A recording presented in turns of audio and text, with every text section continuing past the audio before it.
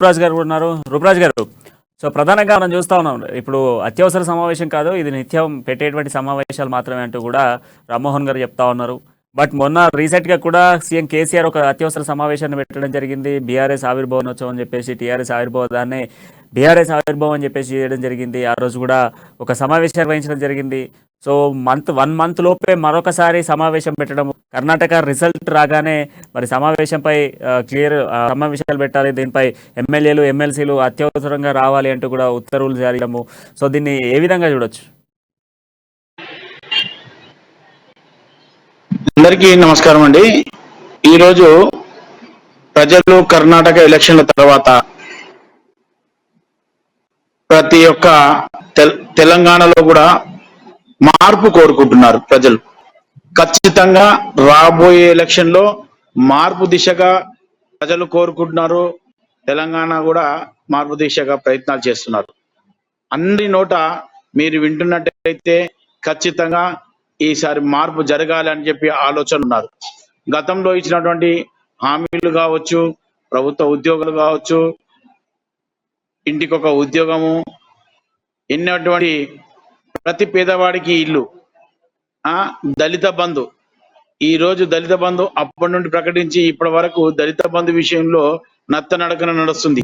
నత్తనడకన నడిచిన తర్వాత కూడా అందులో జరిగినటువంటి స్కామ్లు, ప్రతి ఎమ్మెల్యేలు ఇవన్నీ విషయాలు గ్రహిస్తే కేసీఆర్ దృష్టికి రావడము, ఇవన్నీ పిలిచి వాళ్ళు ఇప్పుడు ఎలక్షన్స్ వస్తున్నాయి, మనం జాగ్రత్త పడాలి, ఇటువంటి తప్పులు జరగకుండా చూసుకొని ప్రజలకు ఇచ్చే హామీలను నెరవేర్చాలి, ఇప్పుడు ప్రజలకు వరాలు మనం కురిపియాలి.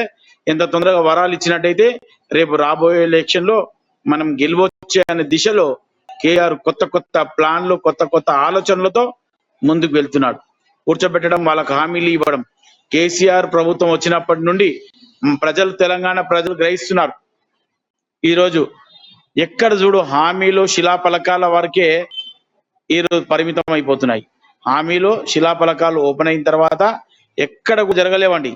ఈరోజు హైదరాబాద్ నగరంలో, పాత పట్టణంలో ఈరోజు మా యొక్క కేసీఆర్ గారు మొట్టమొదటి ముఖ్యమంత్రి అయినప్పటి నుండి మా యొక్క లాల్ రాజా మాంకాళి దేవాలయానికి ఈరోజు మొట్టమొదటిగా ఇచ్చినటువంటి హామీ ఇప్పటిదాకా ఆ శిలాఫలకం కూడా మేము నోచుకోలేదు, ఇప్పటి వరకు ఏం లేదండి. ఇలా చెప్పుకుంటూ పోతే పాత పట్టణంలో మెట్రో లేదు, ఎన్నో విషయాలు అండి.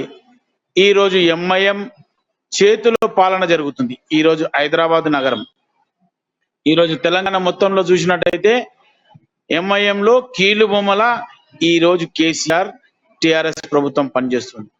ప్రతి ఒక్కరు చూస్తున్నారు, జనాలు ఏమి జరుగుతుంది. ఈరోజు రాబోయే ఎలక్షన్ లో ఖచ్చితంగా ఈరోజు కర్ణాటకలో మార్పు కోరుకున్నారు, సంతోషం. రాబోయే ఎలక్షన్ లో కూడా ఖచ్చితంగా జనాలు మార్పు కోరుకుంటున్నారు.